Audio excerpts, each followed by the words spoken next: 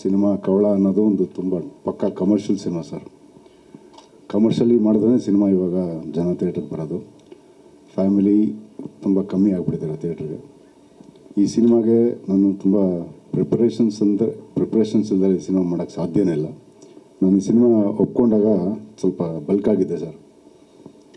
18 kg ಕಮ್ಮಿ ಆಗಿದ್ದೀನಿ. ಆ ಡಯಟು ನಾನು ಹೇಳೋಕ್ಕೂ ಇಷ್ಟಪಡಲ್ಲ, ಬಟ್ ಸಿನಿಮಾ ಮೇಲೆ ಆ ಪ್ರೀತಿ ಇದ್ರೇ ಸರ್ ಸಾಧ್ಯ. ಅದು ಸಿನಿಮಾ ಮೇಲೆ ಪ್ರೀತಿ ಇಲ್ಲ ಅಂದರೆ ನಾನು ಗ್ಲಾಸೇ ತಿಂಗಿಡಲ್ಲ ಸರ್, ಅಷ್ಟು ಸೋಂಬೇರಿ ನಾನು. ಸಿನಿಮಾ ಅಂತ ಬಂದರೆ ಒಂದು ಉತ್ಸಾಹ ಎಲ್ಲಿಂದನೂ ಬಂದ್ಬಿಡುತ್ತೆ, ಗೊತ್ತಿಲ್ಲ. ಏನಾದರೂ ಇದ್ದರೆ ಕೇಳಿ ಸರ್, ನಾನು ಎಲ್ಲ ಹೇಳ್ಬಿಟ್ಟಿದ್ದಾರೆ ನಿರ್ದೇಶಕರು ಕವಳ ಬಗ್ಗೆ. ನಾನೇನು ಹೇಳಬೇಕು ಅಂತ ನಾನು ಹೇಳ್ತೀನಿ ಸರ್.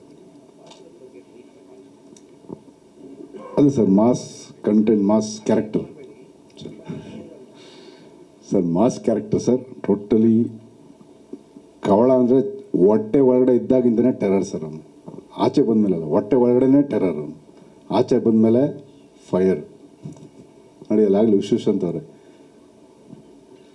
ಸೊ ಹಾಗಾಗಿ ಎಲ್ಲ ನಿರ್ದೇಶಕರು ಹೇಳೋಷ್ಟೆಲ್ಲ ಹೇಳಿದ್ದಾರೆ. ಹಾನೆಸ್ಟ್ಲಿ ಸಿನಿಮಾ ಒಂದು ಮಾಸ್ ಎಂಟರ್ಟೈನ್ಮೆಂಟ್, ಲವ್ ಇದೆ, ಆ್ಯಕ್ಷನ್ ಇದೆ, ಫ್ಯಾಮಿಲಿ ಸೆಂಟಿಮೆಂಟ್ಸ್ ಇದೆ. ಆ ಸೆಂಟಿಮೆಂಟ್ ಸರ್, ಎಲ್ಲರೂ ಮನುಷ್ಯನಲ್ಲಿ ಒಬ್ಬ ಒಳ್ಳೆಯವನು ಕೆಟ್ಟವನು ಇದೇ ಇರ್ತಾನೆ ಸರ್. ಒಳ್ಳೆಯವನ್ನ ಕೆಣಕಿದ್ರೆ ಯಾವ ಲೆವೆಲ್ಗೆ ಅವ್ನು ರೆಬಲ್ ಆಗ್ತಾನೆ, ಯಾವ ಲೆವೆಲ್ಗೆ ಅವ್ನು ಯಾವ ಮಟ್ಟಕ್ಕೆ ಹೋಗೋಕ್ಕೂ ರೆಡಿ ಇರ್ತಾನೆ ಸರ್. ಅವನು ಏನೋ ಒಂದು ಫ್ಯಾಮಿಲಿ, ಏನೋ ಒಂದು ಫ್ಯಾಮಿಲಿ ಅಂತಲ್ಲ, ಅವನೊಂದು ಇದನ್ನ ಟಚ್ ಮಾಡಿದಾಗ ಅವನು ಯಾವ ರೀತಿ ರೆಬಲ್ ಆಗ್ತಾನೆ ಅನ್ನೋದು ಒಂದು small line sir. That is not ಅದ್ರ ಮೇಲೆ ಇಲ್ಲ, but it's a small line.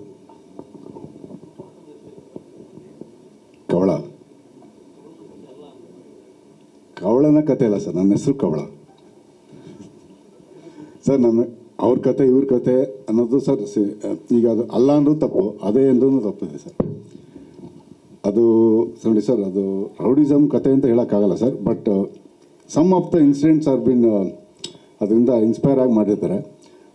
ಹಾಗಾಗಿ ಇದು ಅವ್ರದ್ದೇ ಕತೆ ಇವ್ರದ್ದೇ ಕತೆ ಅಂತ ನಾವು ಈಗಲೇ ಬಾಯಿ ಬಿಡೋಕ್ಕೆ ಸಾಧ್ಯ ಇಲ್ಲ ಸರ್. ಬಟ್ ಹೋಗ್ತಾ ಒಂದು ಟೀಸರ್ ರಿಲೀಸ್ ಆದಾಗ ನಿಮಗೆ ಒಂದು ಕೂತ್ಕೊಂಡಾಗ ಡೀಟೇಲಾಗಿ ಮಾತಾಡೋಣ ಸರ್.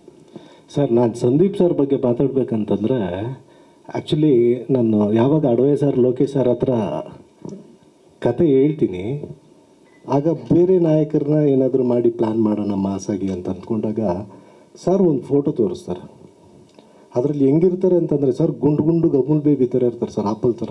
ನಾನು ಸರ್ ಏನು ಸರ್ ಇವರು ಇಷ್ಟು ಬೆಳ್ಳಗವ್ರು, ಇವ್ರನ್ನ ಇಟ್ಕೊಂಡು ನಾನೇನು ಮಾಸ್ ಮಾಡಲಿ ಹೆಂಗೆ ಸರ್? ಇಲ್ಲ ಸರ್ ನೋಡಿ ನೀವೇನಾದ್ರು ಪಟ್ಟಿ ಟಿಂಕರಿಂಗ್ ಮಾಡಿ ಅಂತಂದರು.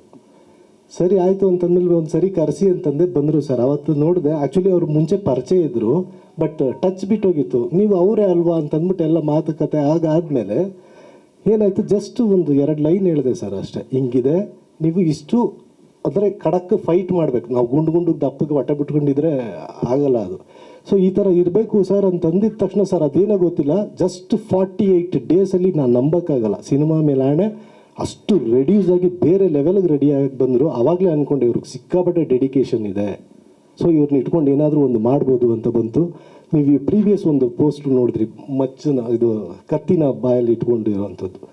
ಸೊ ಅದು ಬೇರೆ ಲೆವೆಲ್ಗೆ ಕೊಟ್ಟರು ಸರ್ ಅವ್ರು. ನಾನು ಅಂದ್ಕೊಂಡಿದ್ದಕ್ಕಿಂತ ಹೆಚ್ಚಾಗಿ ಕೊಟ್ಟರು, ತುಂಬ ಸಖತ್ತಾಗಿ ಮಾಡಿದ್ರು ಸರ್. Thank you sir.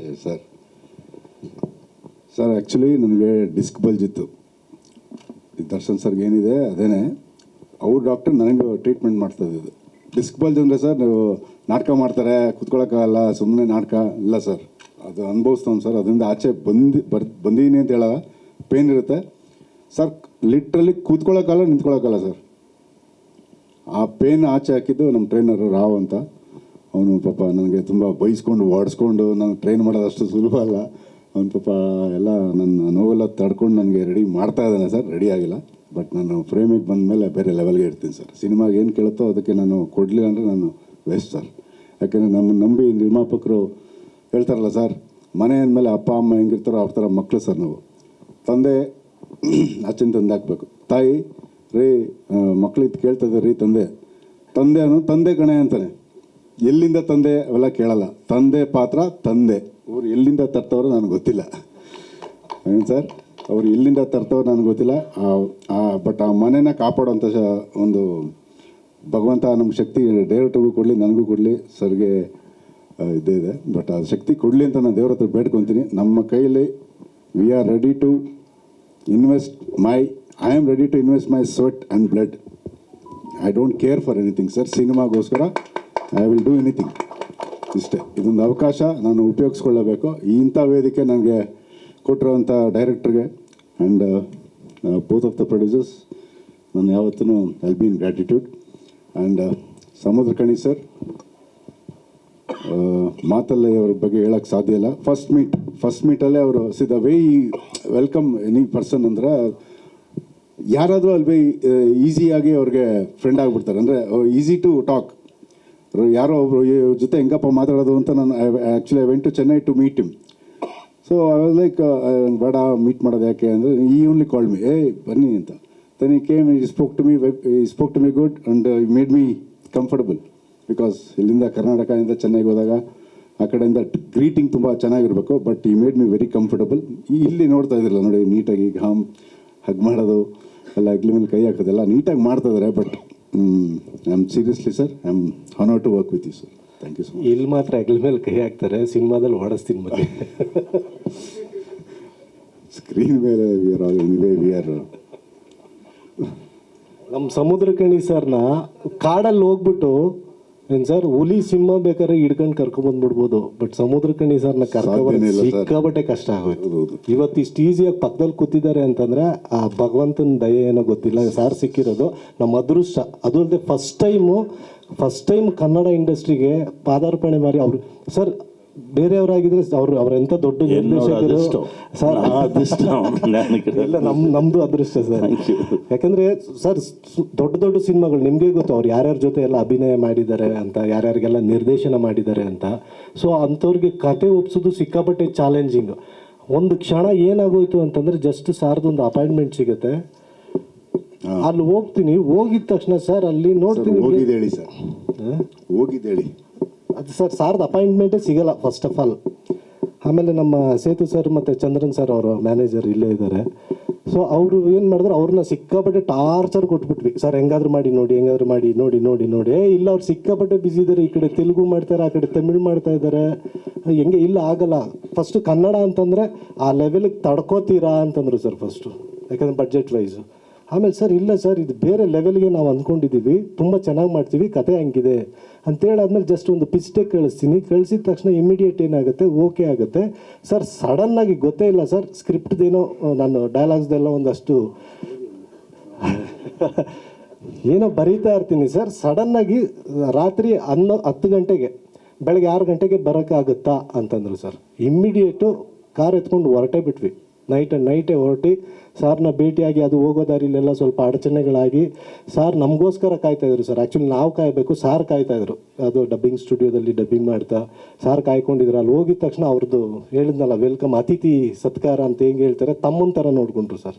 ಸ್ವಂತ ಬ್ರದರ್ ಥರ, ಬನ್ನಿ ಇಲ್ಲಿ ಏನು ಕತೆ, ಏನು ಎತ್ತ, ಯಾವ ಥರ ಎಲ್ಲ ಕೇಳಿ ತುಂಬ ಖುಷಿಯಾಗಿ, ಸಖತ್ ಖುಷಿಯಾಗಿ ವೆಲ್ಕಮ್ ಮಾಡಿಕೊಂಡ್ರು ಸರ್. ಸೊ ನಮ್ಮ ಸಿನಿಮಾಗೆ ಒಪ್ಕೊಂಡಿರೋದೇ ನನ್ನ ಪುಣ್ಯ.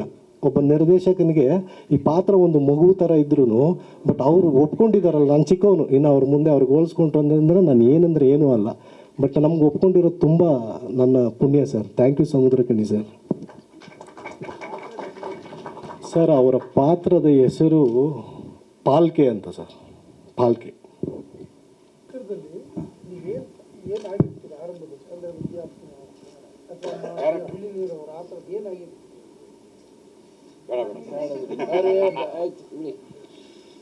ಅಣ್ಣ ಎಲ್ಲ ಹೇಳ್ತೀನಿ ಅಣ್ಣ, ಈಗಲೇ ಫಸ್ಟು ಒಂದು ಸ್ವಲ್ಪ ಇದರಲ್ಲಿ 100% ಗೆಟಪ್ ಇದೆ. 1, 2, 3 ಸರ್, ಒಂದು 4 ಗೆಟಪ್ ಇರುತ್ತೆ ಸರ್. ಅಣ್ಣ ಯಾರು ಲವ್ ಇಟ್ಟಿದ್ರಣ್ಣ ಹೀರೋಯಿನ್, ಅವ್ರನ್ನೇನು ಹುಡುಕ್ತಾ ಇದ್ದೀವಿ, ಸಿಗ್ತಾ ಇಲ್ಲ ಅವರು. ತುಂಬ ಜನ ನೋಡಿದ್ದಾರೆ, ಎಲ್ಲ ಟಾಪ್ ಹೀರೋಯಿನ್ಗಳು ನೋಡಿದರು. ಭಾಗ್ಯಶ್ರೀ ಬೋರ್ಸ್, ಆಮೇಲೆ ಕೃತಿ ಶೆಟ್ಟಿ ಇವರೆಲ್ಲ ಮಾತಾಡಿದ್ದಾರೆ. ಬಟ್ ಅವ್ರು ಡೇಟ್ ಇಲ್ಲ ಅಂತ ಇವರೇ ಬಿಟ್ಟಿದ್ದಾರೆ, ಬೇಡ ಅಂತ. ಹೀರೋಯಿನ್ ಇನ್ನೂ ಹುಡುಕ್ತಾ ಇದ್ದೀವಿ.